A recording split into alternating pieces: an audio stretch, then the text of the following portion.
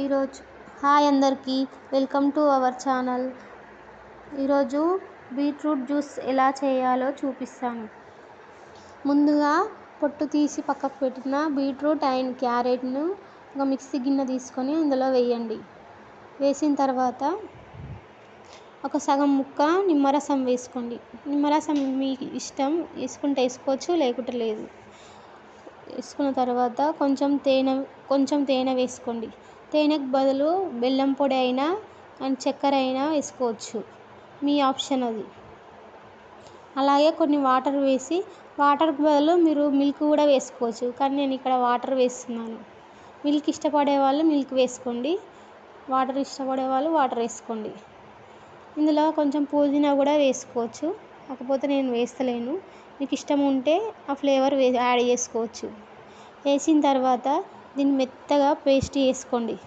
Beetroot చాలామంది తినడానికి ఇష్టపడరు, పిల్లలు అయితే అసలు తినరు. కానీ నేను చెప్పిన విధంగా చేసి చూడండి, చాలా టేస్టీగా ఉంటుంది. దీనివల్ల రక్తహీనతతో బాధపడే వాళ్ళకి ఇది చాలా యూజ్ అవుతుంది. అలాగే ప్రెగ్నెంట్ వాళ్ళు ఈ జ్యూస్ తాగడం వల్ల కడుపులో ఉన్న బిడ్డకి మెరుగైన ఫోలిక్ యాసిడ్ అందుతుంది. అలాగే కంటి చూపు కూడా మెరుగుపడుతుంది. ఇది పిల్లలకి స్కూల్ నుండి రాగానే ఇవ్వండి, ఎందుకంటే వాళ్ళు చాలా స్కూల్లో అలసిపోతారు. వాళ్ళకి చాలా శక్తి వస్తుంది ఇది తాగడం వల్ల. ఇలా పేస్ట్లా చేసుకొని ఒక స్ట్రైనర్ పెట్టి వడగట్టుకోండి.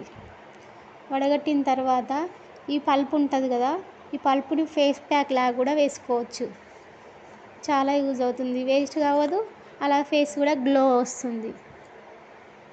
చూడండి ఎంత వచ్చిందో. ఇది 5 బీట్రూట్, హాఫ్ కేజీ బీట్రూట్ ఇంత జ్యూస్ వచ్చింది.